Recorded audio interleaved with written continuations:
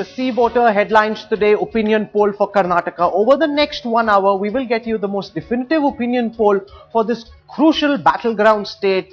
This is the BJP's southern bastion. Very important for the BJP to retain it. Before we get into the results of this opinion poll, I quickly want to take you through the methodology and the polling sample, which is about 15,000 respondents. This poll was conducted between January and March 2013 by See Voter. Broadly, the projections that are being made will cover the 224 assembly segments. The majority mark, a very important figure, is 112 in Karnataka. That's what the party that hopes to form the next government must achieve. The data that is being put together keeps in mind the caste community composition according to the 2001 census. It also looks at the urban-rural divide.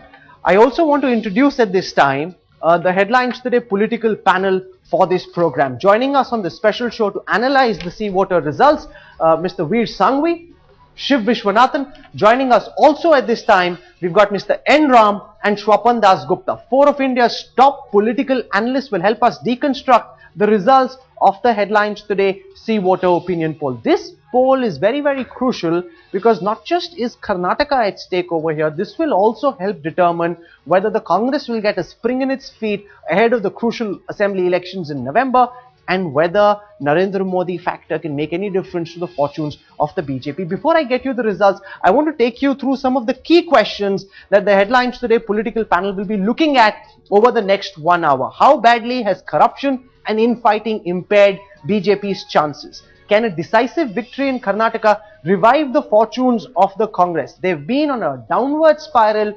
Can a strong performance in Karnataka give them a spring in their feet? That's one of the things the Congress party will be looking at. Also, the Narendra Modi factor. Now that he's coming more and more center stage, will he be able to revive the fortunes of the BJP in Karnataka? Will his projection as the prime ministerial candidate of the BJP make any difference to what happens in Karnataka? Also, Yeddy, who's walked away from the BJP, will he be able to do enough to either form the government himself, or will he only be destroying the BJP?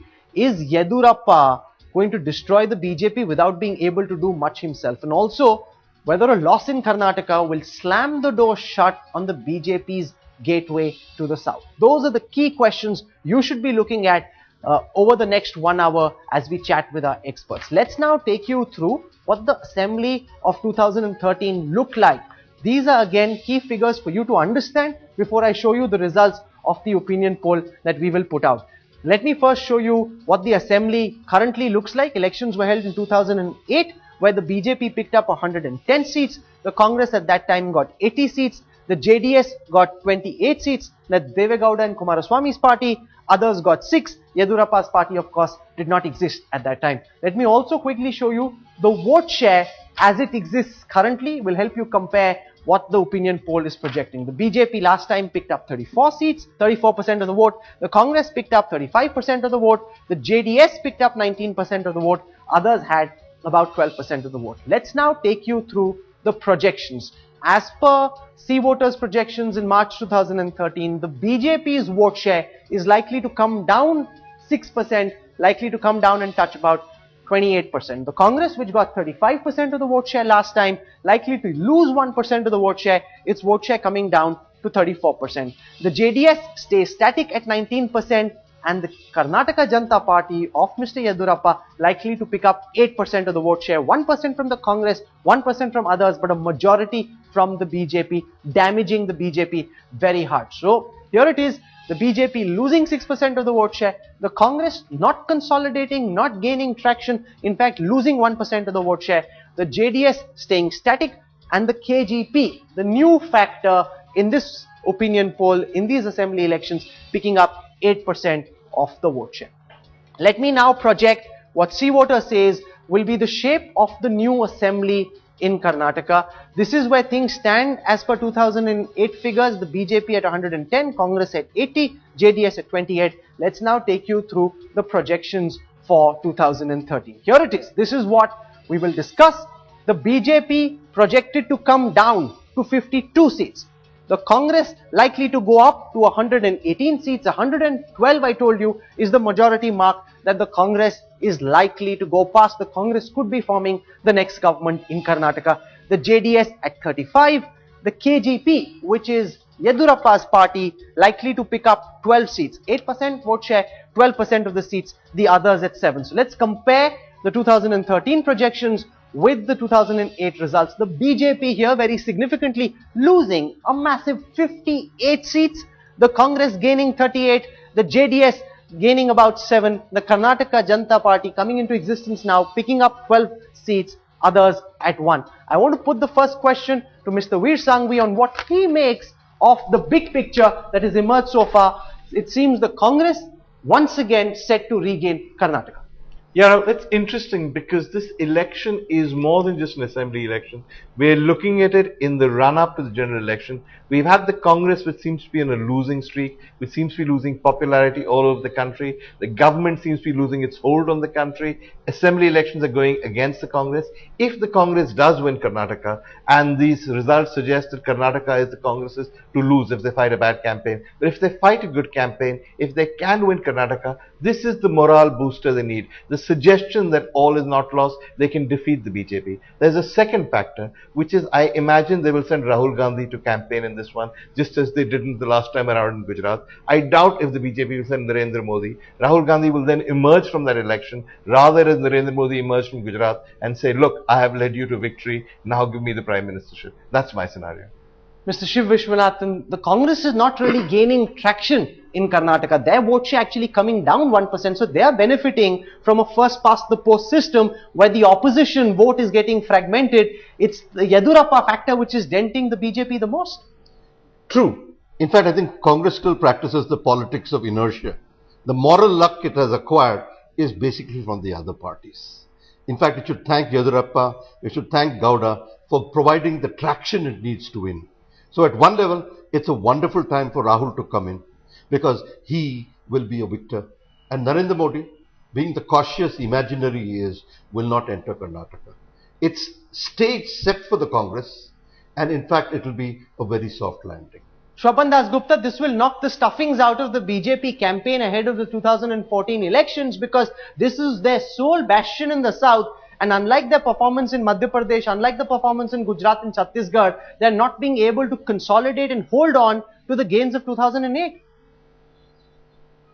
Yeah, I think you're quite right in terms of it's going to be a very, very significant setback to the BJP because more than anything else, Karnataka had a very symbolic importance as being the gateway to the south. Now, I think, before that, let me just add a note of caution that firstly, your opinion poll has been done about more than a month and a half. Sure. Given when the sampling was done before the actual election. So these will be fine-tuned. And in my view, I don't think it's going to distract from the fact that the Congress is going to win conclusively in Karnataka. But I think some of the finer details of, which the relative weight of the other parties may change somewhat. But it's going to affect the BJP to one extent. But it's going to affect the BJP insofar that it's going to be a significant setback to that portion of the BJP which actually pressed hard for the expulsion, for the removal and subsequent expulsion, exit of Mr. Yeddyrappa. Ironically, that is the same group which stood as an obstacle to Mr. Narendra Modi. So, if Mr. Modi, as your other panelists have been suggesting, actually conducts himself at a safe distance in Karnataka, makes a symbolic but meaningful presence there, I think his overall prospects are not discuss that jeopardized separately. To that That's a extent. completely different issue. We will discuss that separately, but I want to bring in Mr. N. Ram because Veer Sanghvi says this is finally some good news for the Congress. And unless they really mess up the election campaign, this is an election for them to win. Do you think that this could help the Congress get some energy back, get its mojo back? They've really been on a downward spiral the last several months. Yes, it will certainly be a boost to their morale, to put it mildly. But Rahul, if these figures hold, and I think it looks like a pretty robust poll, a difference of 6 percentage points between number 1 and number 2 would mean a much higher yield for number one than your conversion seems to suggest. So, if assuming that Congress stays at 34 and BJP slips 6 percentage points from last time, then I think the difference, the additional yield over the majority line would be much greater for the Congress. Okay. If this holds, in fact, you'll be talking about a landslide in a four-cornered election. I want to introduce at this time DK Hariprasad, senior leader of the Congress party, joining us on this broadcast. What the numbers indicate, Mr. Hariprasad, is that the Congress is gaining in Karnataka when it comes to seats, but its vote share is actually slipping by 1%. So it is essentially the BJP which is self-destructing. It isn't as if the Congress has garnered extra voters. What do you make of the C-voter projections, sir? Before whatever the C4 have projected, recently we had this local body elections. There was a clear indication that the BJP is definitely going to lose. Losing in northern Karnataka and southern part of Karnataka is a different story. They lost miserably in the coastal belt, wherein that BJP was trying to establish a Hindutva laboratory, where they miserably failed. The fight between Congress and BJP was straight fight there. They have lost miserably. And as far as you are talking of the percentage wise in the local body elections, even when 2008, when BJP was in power, the Congress was first, almost cornering about 1600 seats in the local body elections. And now we have gone up to 2000. And they have been reduced from 1200 to 900. Almost JDS and BJP is almost the same. So in the general election, definitely the issues are different, and people will definitely show the place to BJP, their original place. And also from Dhananjay Kumar from Mr. Yeddyurappa's party, while Mr. Yeddyurappa is doing enough to sink the BJP in Karnataka, he is clearly not doing enough to be able to form the government. So he is playing the role that Manpreet Badal played in Punjab, Keshubai Patel played in Gujarat. He is damaging his previous party, but he is not doing enough to be able to form the government. Far from it, Mr. Dhananjay Kumar. Rahul, I have been patiently hearing the analysis made by the panelists there, but my hunch is, you know, by the time the actual poll takes place, that is about a month from now, the Congress would definitely lose another 2 to 4% of votes on account of internal dissensions. You know, the internal bickerings have already commenced on account of denial of tickets to many people who have been aspiring to get Congress ticket.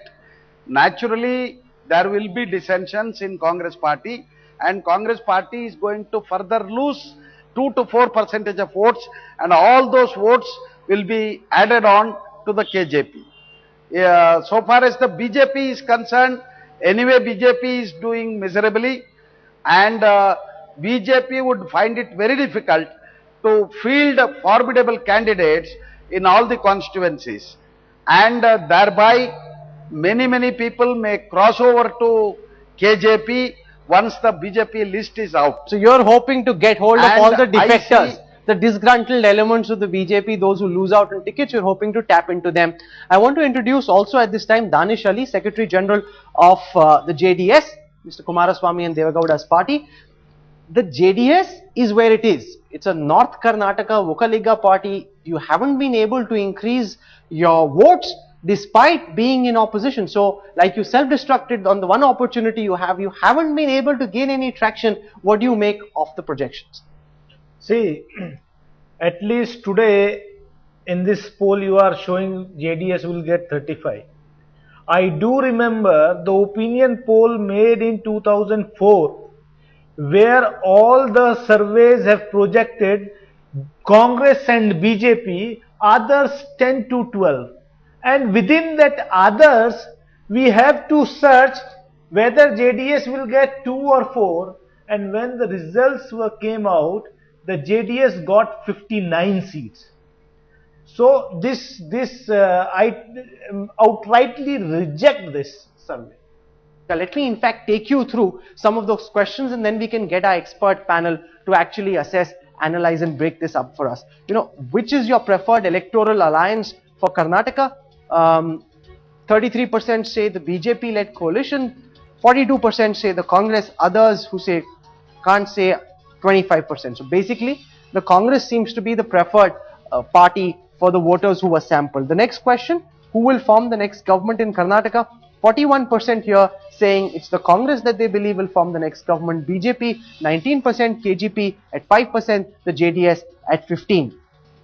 Yedurappa may not win, but he will ensure the defeat of the BJP. Do you agree? 72%, and this is significant, say yes. 72% say Yedurappa will defeat the BJP even if he doesn't win himself. 23% say no. What is the biggest issue in this opinion poll as you go into the assembly elections?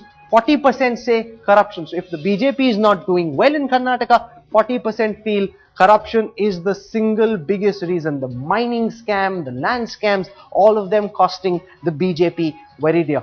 Do you think the BJP has done better than the JDS and the Congress governments of the past? 62% say no. 62% say the BJP's performance has been worse than that of previous governments. And this is the question which is very tricky, very intriguing and very debatable. Do you think Narendra Modi's presence will make a difference? 64% say yes, 19% say no. I want to ask that question first to Mr. Veer Sangvi.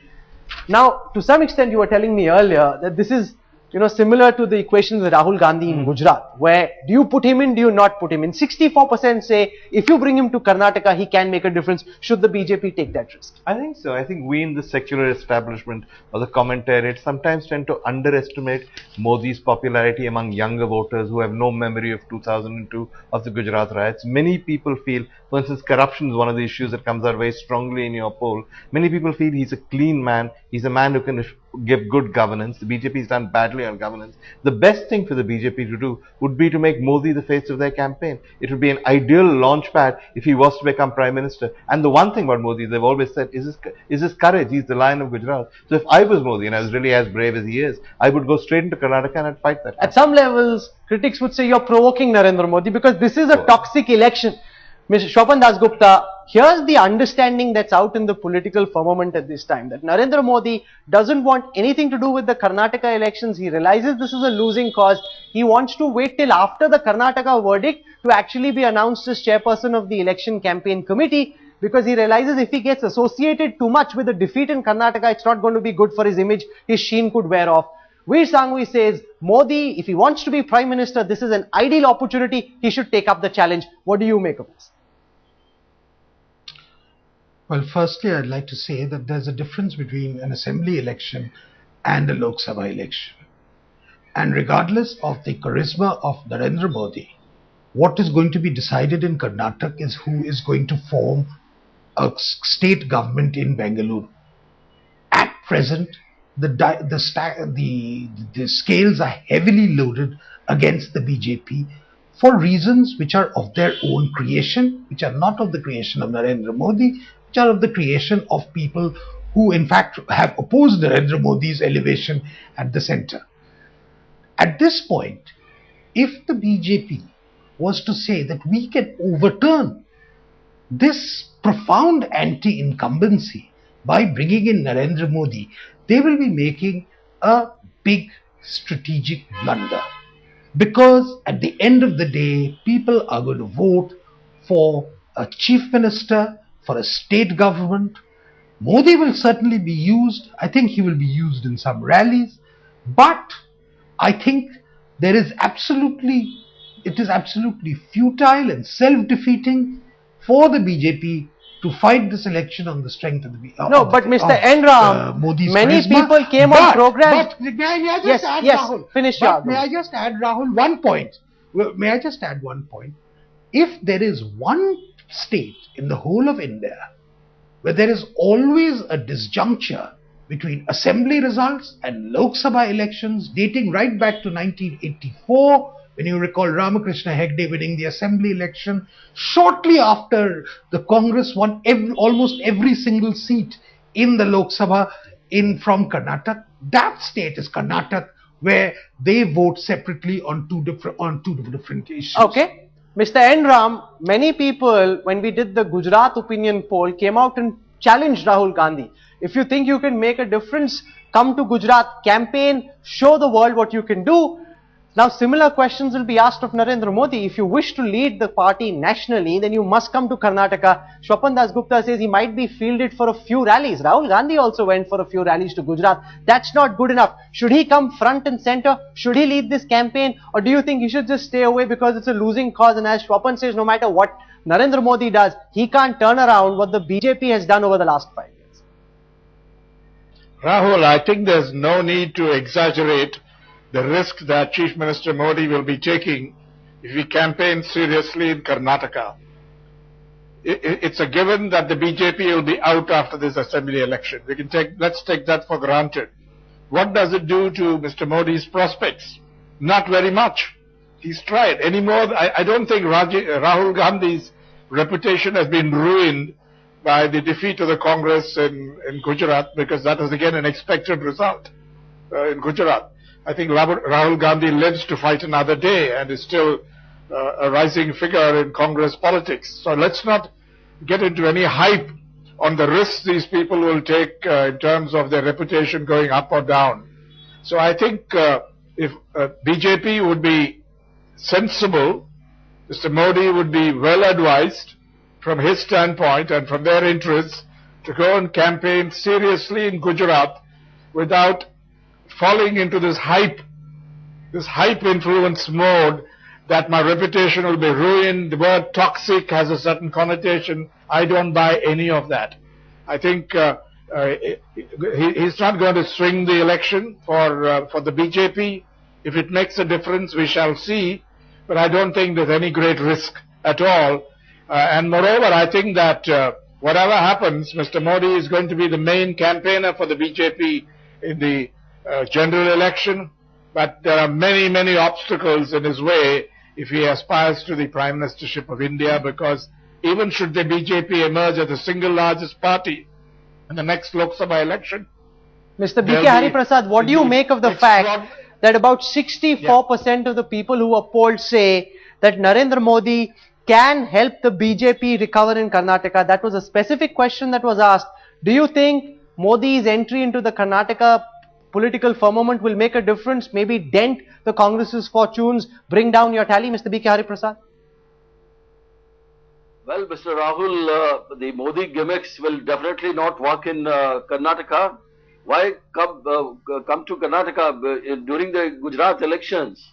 There were elections in Himachal also. What happened in Himachal? He went and campaigned there. They lost miserably. The reason they say is because Modi came here, we lost. And when he comes to Karnataka, that's how I said in the coastal areas where the BJP was, experimenting their Hindutva laboratory, and they lost miserably. And in other parts of Karnataka, I don't think so these Modi gimmicks will work. Especially in the northern Karnataka, which is a bastion of secular credentials with Basavanna's ideals. And in southern part of Karnataka, they are nowhere. So I don't think so. This Modi is 64%, maybe the PR department of Mr. Modi working overboard, and I don't think so there will be any effect as far as Karnataka is concerned. When Modi speaks of Gujarat ki Asmita, there are people in BJP who speaks Asmitas of Kannadigas also there in Karnataka. Okay, Shiv Vishwanathan, everybody is beating around the edges. Obviously Modi will go and campaign in Karnataka, he'll do a few rallies, but that's not how you become the face of a campaign. Rahul Gandhi was the face of the campaign in Uttar Pradesh. He paid for it as a consequence of the party not doing well, and people said, here's your star campaigner, he's not able to get you results. He will go for a few rallies, but should he be the face of the BJP's campaign in Karnataka or not? Flatly no.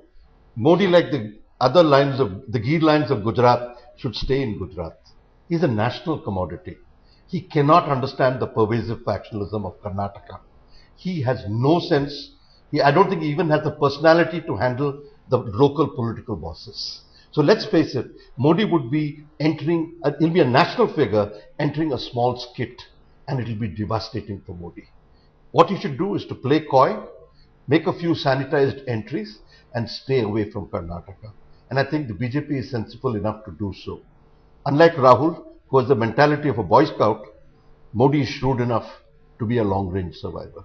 I want to go across to DB Chandregowda, Member of Parliament from the Bharatiya Janata Party, joining us on this broadcast. Mr. Chandregowda, unlike what your party succeeded in doing in Gujarat, Madhya Pradesh and Chhattisgarh, here the goodwill of the previous mandate has been frittered away. Your party is set to lose about 58 seats. That's a massive loss of face. Why have things gone so horribly wrong for the BJP in Karnataka? What do you make of it, sir? No, Karnataka's BJP is totally different from the names or the states you have referred to. BJP in Karnataka came to power in 2008, not with an absolute majority, but working majority. It has to form its own schemes to make up its majority, number one. Number two, in spite of so many differences, constitutional crises, the governor interfering and recommending twice for the Article 350 to be imposed. In addition to that, the internal quarrel, the external problems like shortage of water, drinking water and other things, it has completed its 5 years. That itself shows how a party for the first time it has come to the power in a state like Karnataka would rule despite all the problems it has in its own kitty. No, but that's... Now the question before us is, we have to answer is, any political party which is in the government for 5 long years will have the anti-incumbency factor. That is there for BJP also. That is there for Congress in the national level also. But of late, the success of Narendra Modi in Gujarat has certainly boosted the image of the BJP in Karnataka, and it does help. No, I disagree with what you're saying fundamentally, because you're talking about anti-incumbency. India has changed. Now there is pro-incumbency if you've actually done a good job. The fact is, Mr. Veer Sangvi, that the BJP in Karnataka hasn't done a good job at all, and that's why people are so angry. Yeah, of course. I mean, it's been a god-awful government. It's had internal divisions. It's provided no governance. Everything that could go wrong in Karnataka has gone wrong. But I think that the BJP representative is right in a sense that if Mr. Modi went there, and he's given Modi as an example, and fought the battle, perhaps they could overturn that. I mean, all of his supporters have projected Mr. Modi as the lion of Gujarat. We don't want to think of him as the Chuha of Gujarat. He shouldn't be scared of taking on this fight. No, as a Gujarati, I'd be very proud to see him go in there. Yeah, Shwapan Das Gupta, it's an important point. Even the BJP MP says that Narendra Modi's entry will make a difference. 64% people feel Narendra Modi's entry will make a difference. Why are you, for example, so opposed to him becoming the face of the campaign? Many people would say that sympathizers of Narendra Modi are trying to protect him, like sympathizers of Rahul tried to protect him in Gujarat. If he is the lion, why is he acting like a mouse? Let him come fight the election front and center.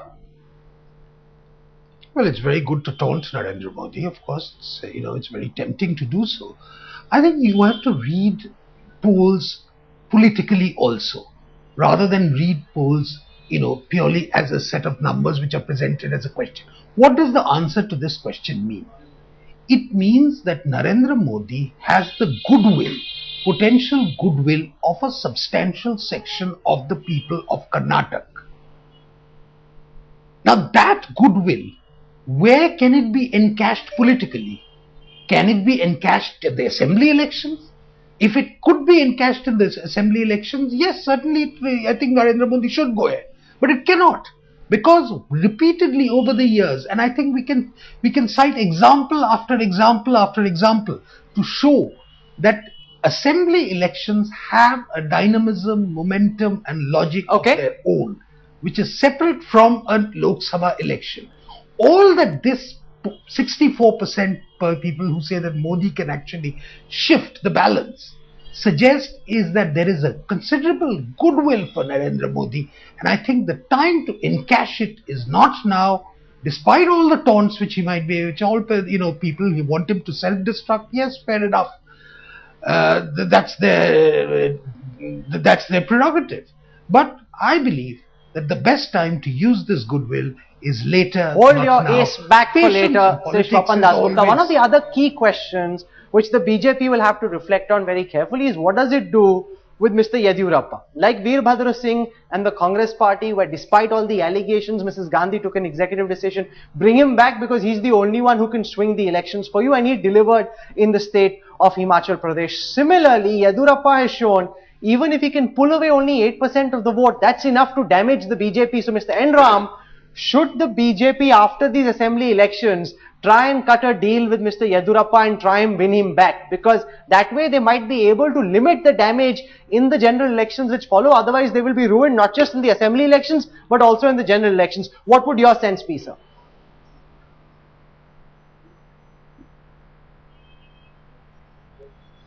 Your personality and image, if it's 8%, etc., and play for time. There's no need for him, no interest really dictating that to align with the BJP immediately after that debacle, because some of that fall in prestige and stock will surely prove toxic for him. Therefore, he has to keep an independent personality, I think, and it won't work. It's too late to bring him in now or soon after the election, because what happened is very complicated. Hello?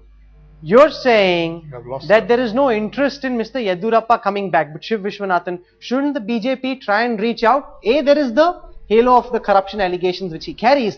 Then there is the reality that the man has a serious amount of support amongst the Lingayat community, and despite all the experiments of the BJP top brass, no one can replace Yedurappa.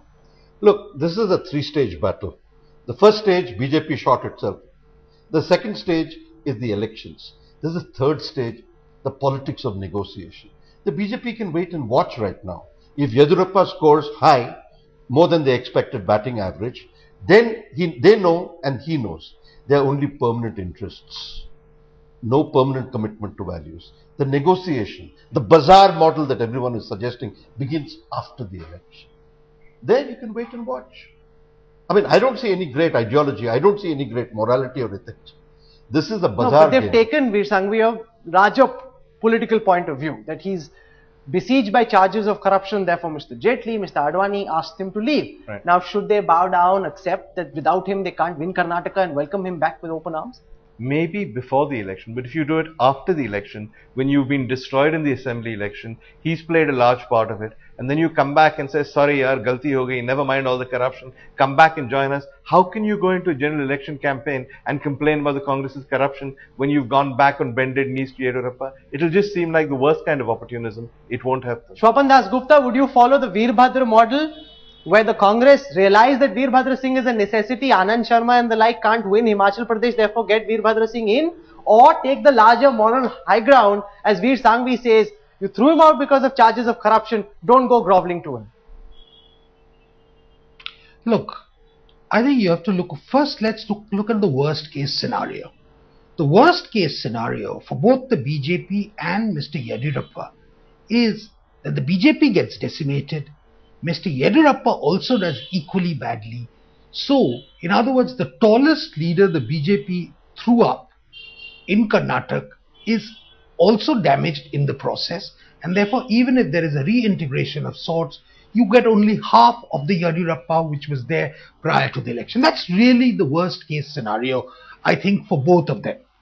I think the better case scenario, and I'm taking off from where Shiv Vishwanathan left off from, is the fact that if the BJP performs disastrously, and I think that's more or less, I agree with Mr. Ram, that's more or less a given at this stage, the damage will not be confined to the state leadership.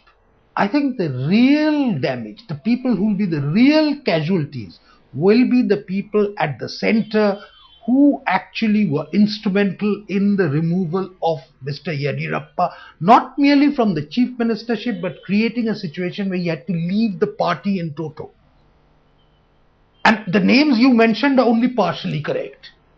I'm not going to go into the details of it, but I think there will be a definite sea change in the alignments within the BJP after Karnataka. No, because Shwapan, you're being very diplomatic. I'm not quite sure why, because there are some questions that need to be asked. No, you're being very diplomatic, Shwapan. Some questions need to be asked. Yedurappa has a great equation. They need to be asked, but Let me ask you the direct question. Yedurappa has a great equation with Narendra Modi. Yedurappa is constantly praising Narendra Modi. He's made no bones about the fact that if Narendra Modi were to ask him to come back, he will come back. He's made that fairly clear. Now, obviously, when you say there will be people who will lose out, the likes of Mr. Advani and the others who pressed Yedurappa to leave will lose out. Should Narendra Modi try and reach out to someone who's perceived in the public imagination as being corrupt and try and win him back, because he could add 8-10 seats in the Lok Sabha elections in Karnataka? That's the direct question. Take names, answer the question, sir. It's for the BJP to answer the question. What do you think? I would say that it would be to the benefit. It would be to the benefit of the BJP. And don't ask me as if I am the representative of Narendra Modi or the BJP. You know, so don't say answer that question. You know, the point is very simple. It is to the benefit of the BJP. Firstly, the BJP made a disastrous decision by creating a situation where Mr. Yeddyrappa had to leave the party. And you have people like Mr. Dhananjay Kumar, who have been veterans in the party, who are today out of it. Why did they leave it? You ask them that question. Let me ask Dhananjay Kumar that question. Is there a possibility, Mr. Dhananjay Kumar, of a rapprochement in the future? Because Uma Bharti came back, Kalyan Singh came back. So maybe Mr. Yeddurappa after the assembly elections might come back if the BJP reaches out to him. Rahul, you are asking me? Yes, Mr. Dhananjay Kumar. Rahul, there is no point in going back to BJP. Mr. Yeddurappa and myself, we have made it umpteen number of times very clear. If it comes to that, we would quietly retire from public life. We will never get back into BJP fold. Now, BJP's door is shut permanently for us. So far as Modi campaigning in Karnataka is concerned, I would like to tell you that if Modi comes as a Hindutva icon, then that will definitely add on to KJP's kitty. KJP is going to gain because KJP is being projected as the most secular party today in Karnataka politics. And if Modi comes and pleads for his elevation to the Prime Ministership, people will say, please wait, Mr. Modi, we may opt for you in the coming Lok Sabha elections, not now in Karnataka Assembly elections. So either way, Modi's campaign will not help BJP's prospects in the Karnataka Assembly elections. Mr. Hari Prasad, there is a parallel with Veerbhadra Singh. Despite the charges of corruption, the Congress High Command accepted him back because you realize he's the only one who could deliver. Now, would you think anything wrong if the BJP similarly reached out to Mr. Yeddurappa and tried to get him back into the saffron fold? You're smiling. You, of course, love this. Well, for heaven's sake, don't compare Mr. Modi or anybody with Veerbhadra Singh. He's a veteran leader who have been as is Chief Mr. Minister Yeddurappa for almost 4/5 term. Please, so just hold on for a while, Mr. Rahul. And there is no corruption charges on Veerbhadra Singh. We have made it very clear. And as far as Mr. Yeddurappa coming back to BJP or whatever it is their internal matter. And let me tell you, in the history of Karnataka, people of Karnataka had not seen the worst possible government. Not only of the corruption charges or the criminal charges. You name the scandal under the sun. All kind of scandals were there, right from the sexual scandals, mining scandals, land scandals, whatnot. Everything was there. People are fed up with this BJP and whatever the party it may be. Corruption is not confined to just Yeddurappa. Even when Yeddurappa dropped some of the mining ministers, some of the leaders from the center intervened to reinstate those mining ministers who are in jail today. And Yeddurappa has to come out and say who are those leaders who are responsible to reinstate these corrupt ministers. And you take anything during these past 5 years, every alternative days we had scandals, scams in Karnataka. People are totally dejected of the performance of BJP and they will just throw them out. Okay, what I want to do, in case you've just tuned in, to quickly give you a macro sense of where we are at this time, let me take you through some of the key takeaways from the Seawater Headlines Today opinion poll for Karnataka. Takeaway number 1, corruption has eroded the faith of the people in Karnataka when on the BJP government. They're thoroughly disillusioned with the performance of the government. Constant infighting has cost the BJP dear, and it is blamed for poor governance, with about 40% of the people thinking that corruption is the single biggest problem that they have with the BJP's performance from 2008 to now. Narendra Modi's campaign, about 64% of the people feel, can help restore the fortunes of a flagging BJP. This, of course, is a very tricky question for the BJP. While people believe he can revive the fortunes, Narendra Modi wouldn't like to get associated or put his face on a campaign where his party loses, because that is baggage he will get taunted by his critics. Now, the BSP is set to become a victim of the rebellion mounted by B.S. Yedurappa. He's pulling away about 8% of the vote. 6% of it, a large majority, actually comes from the BJP kitty. So he's damaging the BJP and their seats coming down by about 58. But BSY on his own has failed to make much of an impact on Karnataka. His party currently projected to pick up only about 12 seats, which isn't enough for him to even be a key player.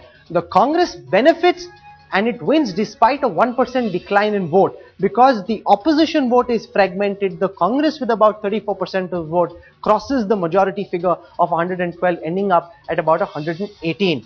The Janata Dal Secular stagnates, failing to increase its vote share, also being stuck essentially as a Vokaliga party of North Karnataka. They haven't been able to consolidate and capture the imagination of the entire state. Let me now take you through quickly the seat share projections by C-voter for the state of Karnataka. The BJP, which picked up 110 seats, the Congress 80, JDS 28, others 6. This is the figure from 2008. Let me take you through the projections for 2013. The BJP tally coming down by 58 seats to 52. The Congress going up to 118. The Janata Dal Secular at 7. The Karnataka Janata Party at 12. Let's just compare this with the figures for 2008. The BJP losing about 58 seats, the Congress gaining about 38, the Janata Dal Secular picking up 7, the KGP picking up 12. I want to get quick final comments from all our guests, and I want to ask Veer Sanghvi first. You said at the beginning of the show that this would give a spring back in the feet of the Congress. But what we've been able to assess through this discussion is that the victory in Karnataka has nothing to do with the UPS performance. This is just local issues in Karnataka which is leading to the BJP self-destruct. Oh, absolutely. I think the interesting thing about Karnataka as a state, and Chopin alluded to it, is that it's a state where people self-destruct. The Congress did very well till the early 1980s, but by appointing people like Gundu Rao as chief minister, it lost its goodwill. The Janata Dal then had a huge chance with Ramakrishna Hegde and the goodwill it had. That too self-destructed. The BJP finally, which was junior member to Ramakrishna Hegde's coalition, has finally come into power, also has self-destructed. There is every possibility, and I want to say this because we are doing this poll 1 month before the election, before the campaign is started. There is every possibility the Congress will also self-destruct. I'm not sure what kind of campaign it will fight. There's a lot of infighting. But as of now, if everything is correct, it looks like the Congress will win. It will win not because of anything the Congress has done. It will win because of the things the BJP has done. But hey, a victory is a victory. A victory is a victory. Dinesh Gundu Rao from the Congress party is joining us. Mr. Gundu Rao, it's very clear from the projections that the Congress is not gaining because of what the Congress has done. The Congress is gaining because of the failures of the BJP. So while you might win, it isn't as if the people are thrilled with the prospect of the Congress coming back to power. This is not a pro-Congress vote, it's an anti-BJP vote. See, when there is an anti-incumbency wave, I think the people will prefer a party which can give a stable government, a good government, and a government, a party which has got good leadership and which is responsible. And today in Karnataka, definitely it's the Congress party. So anti-incumbency definitely affects the BJP, but also Congress in Karnataka has behaved itself in a very good manner. The last 5 years, we've done a good job in the opposition. We've been responsible. Our leaders have not been, attached to any scams or have been, indicted. No, but that's because you've been out of power. Scandals. You can't really be in a scam when you're out of power. No, what I'm trying to say is that we have held our party together. We are united. We're going to Who's your chief ministerial candidate, Mr. Gundu Rao? Do you know? Do the people of Karnataka know?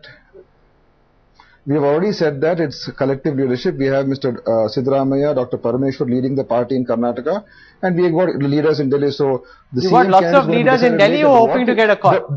They might not do anything in the campaign, but they love to be chief minister if the opportunity comes. Let's not forget Mr. S.M. Krishna. He's hoping that he will get another chance. There's Veerappa Moily also. The priority for the Congress is not who becomes the chief minister. The priority for the Congress is to see that we, bring back Karnataka into the national domain, give a good government, good administration, and restore its old glory. It doesn't matter if A or B becomes chief minister, but we want to have a good government with good people. And today, even in the selection of candidates, our leaders in Delhi have made sure that people who have been tainted have not been taken in. People who have been outside, who have betrayed the party, have not been given tickets. So they have tried to, we don't know that screen yet. the candidates and the mess with the tickets hasn't started. How many disenchanted congressmen will jump across and join various parties? We don't know that. But I want to talk for a moment about the people of Karnataka. Mr. N. Ram, surely the people of Karnataka, the people of Bangalore who are watching this program deserve better. They have suffered bad governments. Karnataka and especially Bangalore, which is so cosmopolitan as the IT capital, has literally gone away to the dogs. This is very unfair, and they would feel that their faith in getting the BJP to power has completely been betrayed. Yes, absolutely. Look at what has happened over this whole period. The mining lobby manipulated the state, subverted it. And to quote the Lokayukt, Santosh Hegde, the Republic of Bellary subverted the whole state system. Then you had this disgraceful Operation Kamala to use these resources to bribe people to woo defectors. 14 of them came out of Congress and the JDS. Then you had the land scam, and in the midst of it, the party that has served as an excellent opposition party is the JDS, but it doesn't have the ways and means to cash in on this.